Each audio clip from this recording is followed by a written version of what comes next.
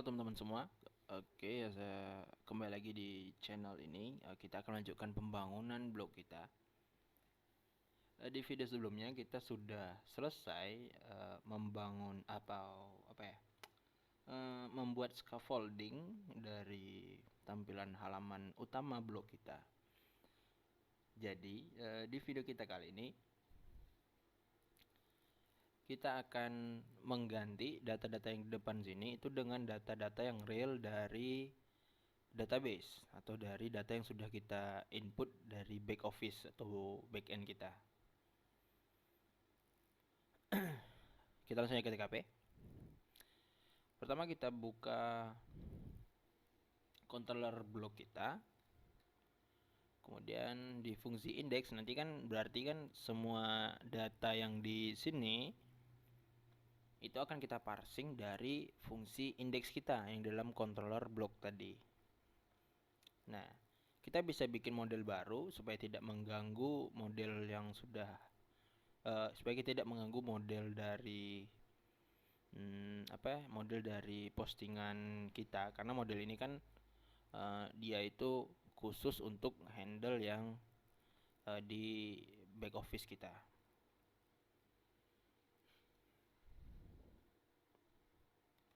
Kita bisa bikin new file, kemudian kita save dengan nama m_block.php. Sini kita bisa bikin teks PHP-nya, kemudian kita define base path or exit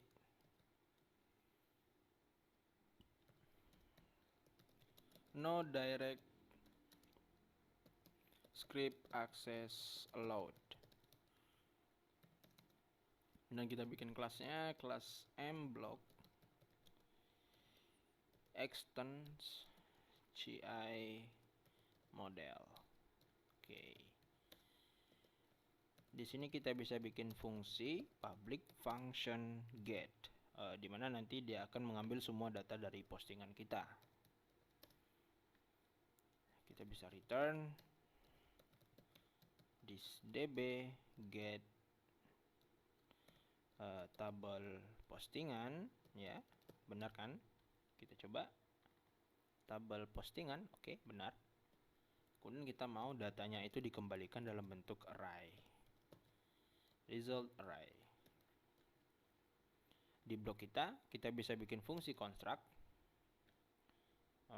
dengan nama public function construct, kemudian parent construct, dan di sini kita bisa load model kita. Di load model mblock dengan kemudian kita aliaskan menjadi block. Oke, di sini kita bisa tulis seperti ini sekarang.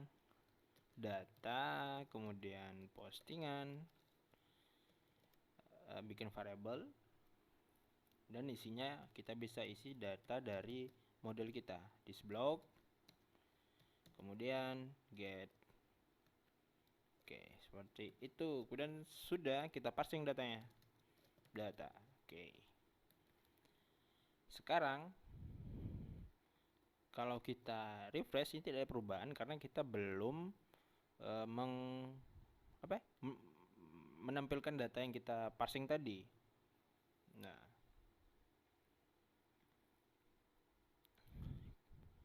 untuk menampilkannya kita bisa pergi ke views kita di blok, kemudian di index. Nah, sekarang kan masih data dummy gitu. Nah, semua cardnya ini kita tutup dulu. Kita akan menggunakan satu card saja.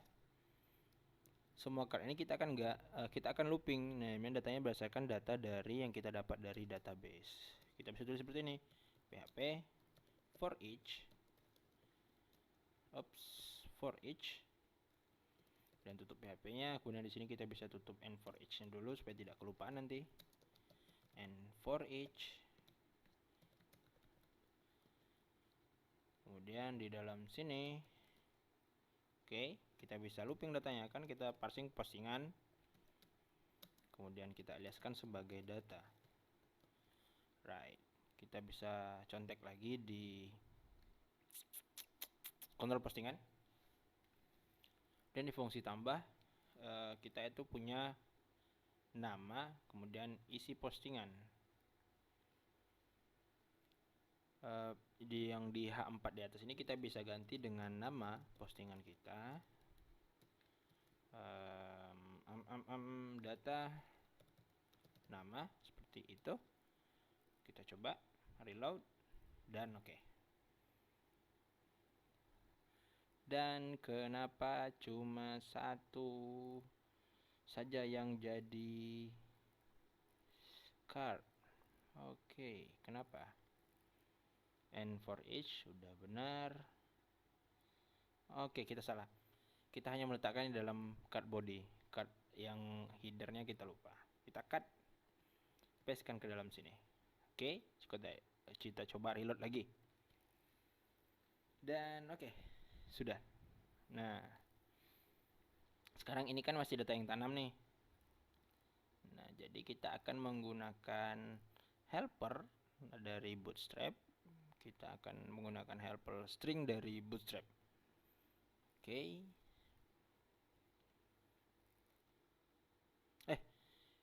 Kita tidak menggunakan helper string dari Bootstrap. Kita akan menggunakan helper string dari CodeIgniter. Ya, kita akan membatasi word atau karakter yang ditampilkan di word atau kata-kata yang ditampilkan di dalam body yang sini. Jadi ketika pembaca kita mau mengetahui lebih lanjut, mereka bisa klik baca selengkapnya yang di sini. Kita akan menggunakan helper dari CodeIgniter, ya tadi salah sebut Bootstrap jadinya. Kita akan menggunakan helper dari CodeIgniter, dimana helper ini namanya itu text ya. Untuk menggunakannya kita pertama load dulu helpernya dengan this load helper ya. Kemudian helpernya itu text ya, kita load di construct saja. Kemudian kita akan menggunakan fungsi word limiter. Nanti kita akan melimit word dari kita akan melimit kata-kata dari isi postingan kita. Kemudian kita akan batasi hanya tampilkan berapa. Kemudian setelahnya kita akan ganti dengan titik-titik. Ketika user ingin baca lebih lanjut, mereka bisa klik tombol baca selengkapnya. Oke. Nah, di dalam tag P ini kita bisa ganti seperti ini sekarang. Kita buka PHP echo, kemudian kita panggil fungsinya word limiter. Word limiter ini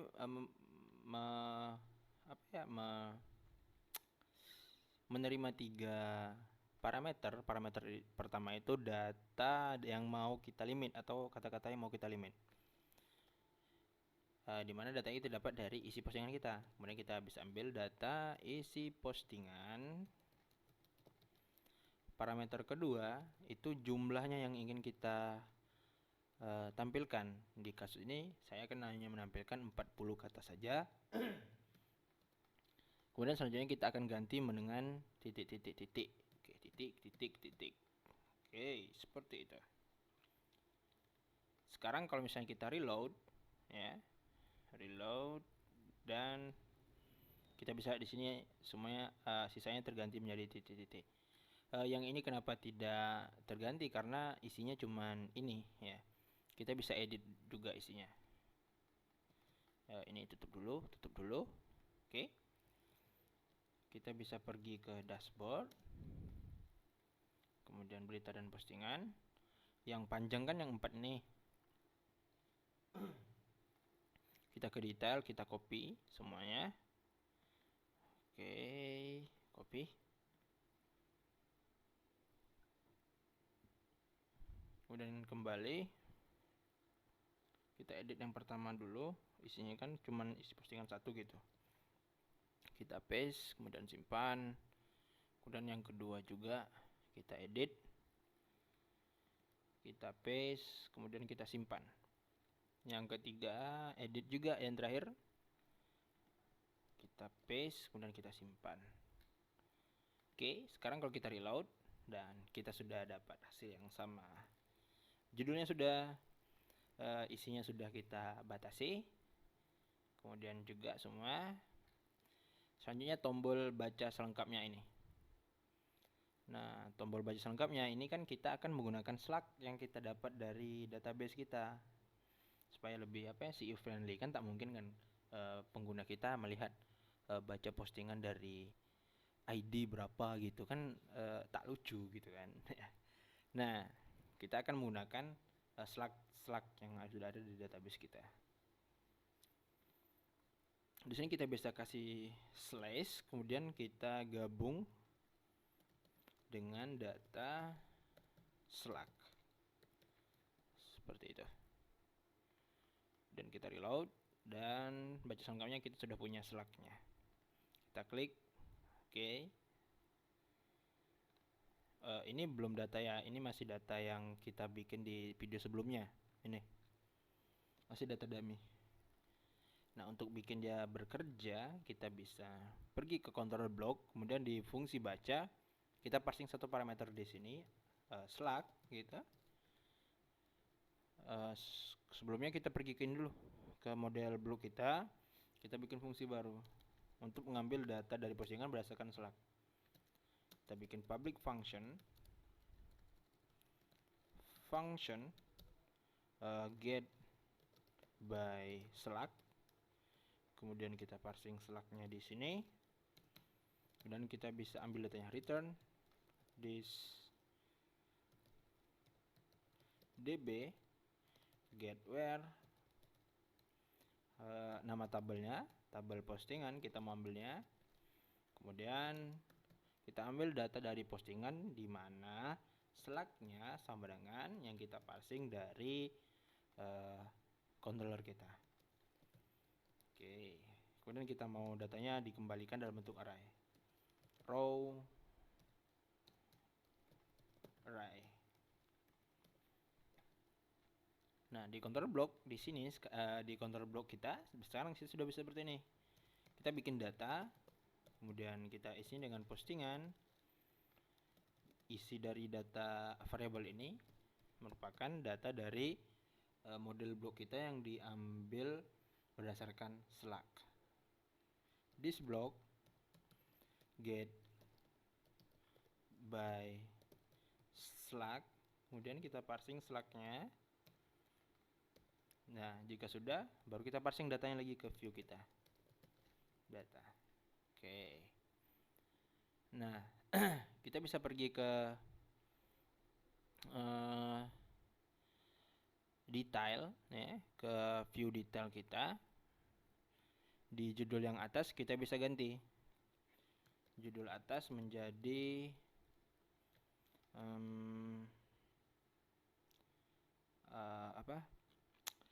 postingan, kemudian isinya itu nama postingan kita, kemudian di sini tanggal dibuat,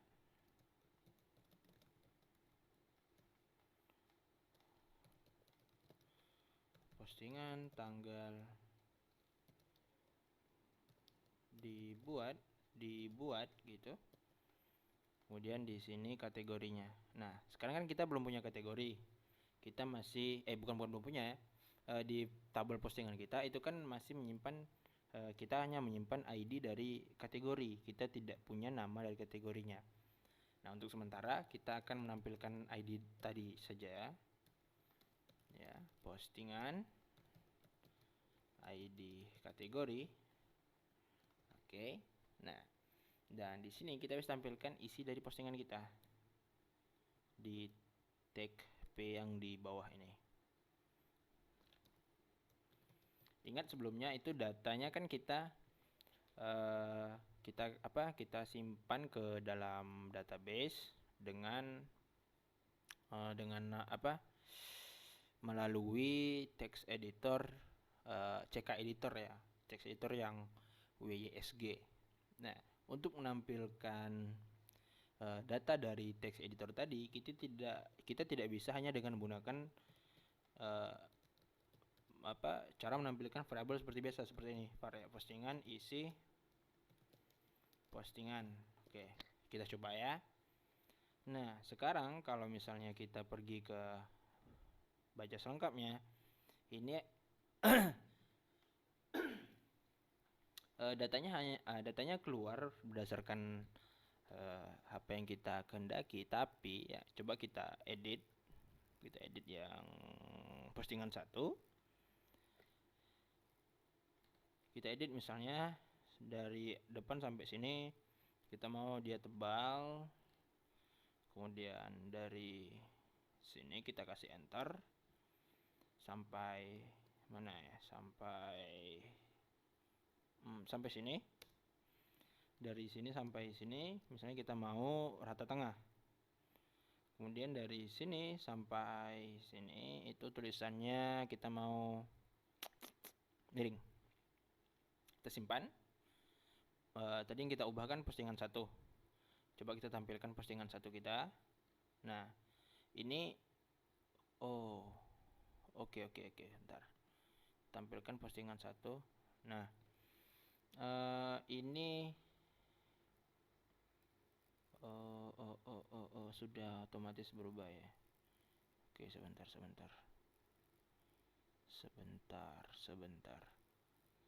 Nah, gini.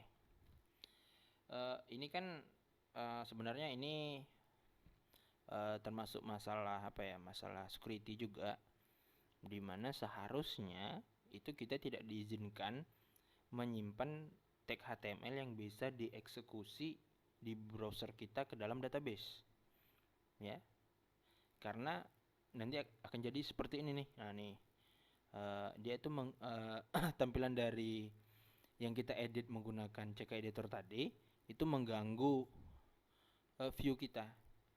Nah, untuk mengatasinya sebenarnya kita bisa menggunakan HTML special cars supaya bisa difilter gitu, supaya ketika masuk ke dalam database kita itu datanya itu benar-benar tidak bisa dieksekusi tag HTML-nya. Nah, kita bisa pergi ke controller postingan dulu untuk mendemokannya supaya tidak ini.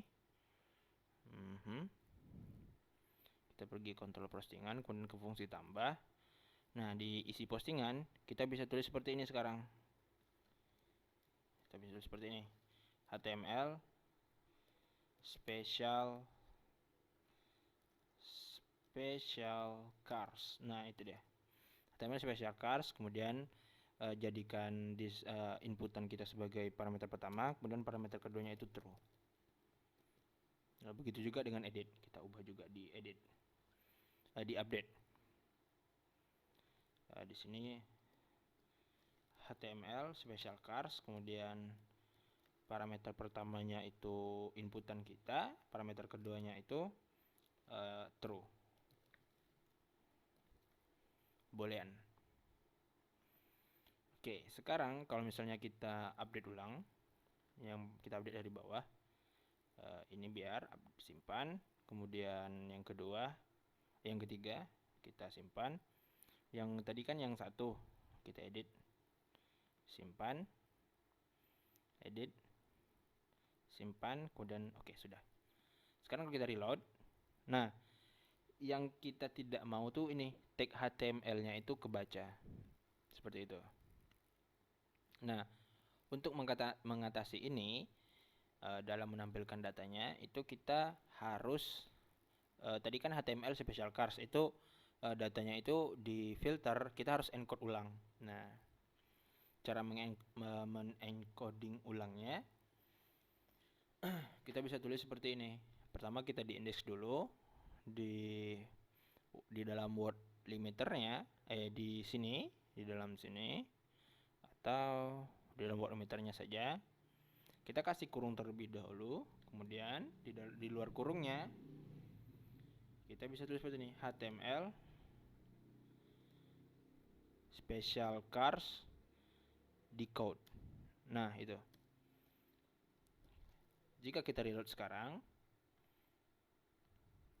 oke, dia tetap jadi seperti ini.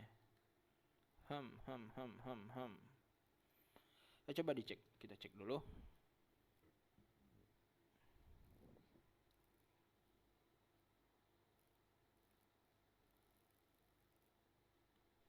Oh ya ya ya, tag P-nya. Sepertinya kita tidak perlu menampilkan tag P ya, karena sudah ada bawaan dari CK editornya. Oke, kita bisa hapus. Kita coba lagi. Ya, ini proses try and error-nya ya. Oke, right. Kita coba lagi reload di sini. Tag P-nya sudah. Kemudian tutup tag P sama strong-nya tidak ada. Hmm.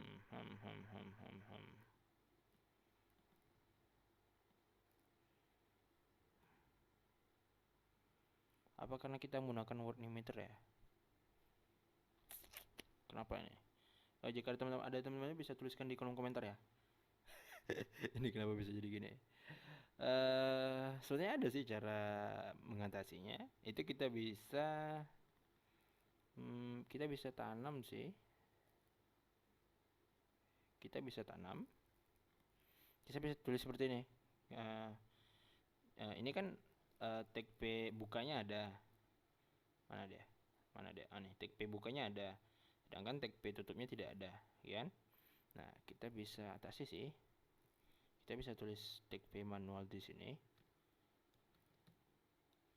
Ops, kok dips keluar P gitu. Kita reload.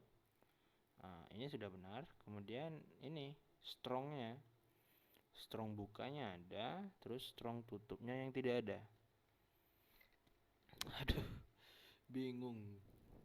Oke.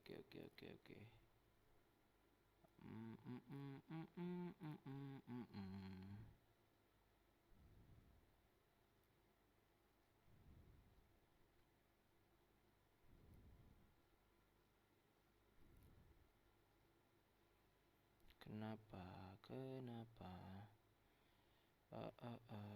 Atau gini aja deh. Untuk sementara saya mencari cara betulinnya. Di sini kita biarkan seperti ini dulu.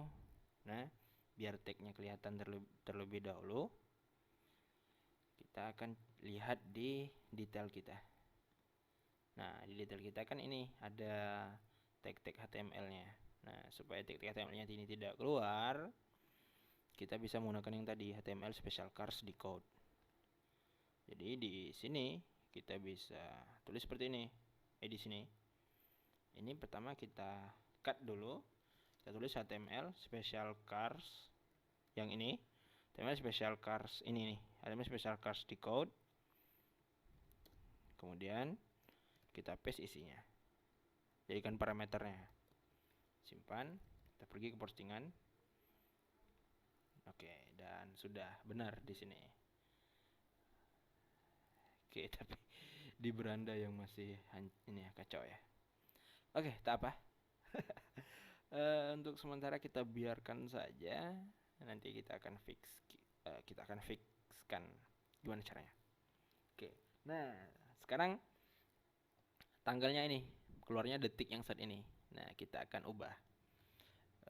Cara mengubahnya masih ingat? Ada yang masih ingat ya? Cara mengubahnya itu kita akan parsing detiknya ke dalam fungsi built-in yang dari PHP, fungsi date ya, fungsi date. Kemudian kita mau yang pertama itu harinya, kemudian tanggalnya, bulannya, kemudian tahunnya. Dan jadikan parameter kedua yang tadi, yang apa, detik saat postingan itu dibuat. Oke, sudah keluar. Nah, sekarang di kategori. Nah, oke. Nah, sekarang kan gini ya. Nah, dibaca kan kita kan ngambil data berdasarkan Slack. Nah, nanti dari itu kan kita dapat tuh ID-nya. Kenapa tidak kita ambil ID tadi, kemudian baru kita ambil ID kategori tadi, kita ambil ke database kategori berdasarkan ID itu namanya, kemudian nama itu kita kirim ke view kita. Sebenarnya kita bisa menggunakan join, tapi saya memilih tidak menggunakan join karena itu sedikit agak ribet ya jelasinnya. kita akan menggunakan cara apa ya, cara gampang ya, cara goblok. Cara gampang ya. Untuk ini kita bisa tulis seperti ini sekarang. Nah, pertama kita bikin variabel, kita bikin variabel apa ya,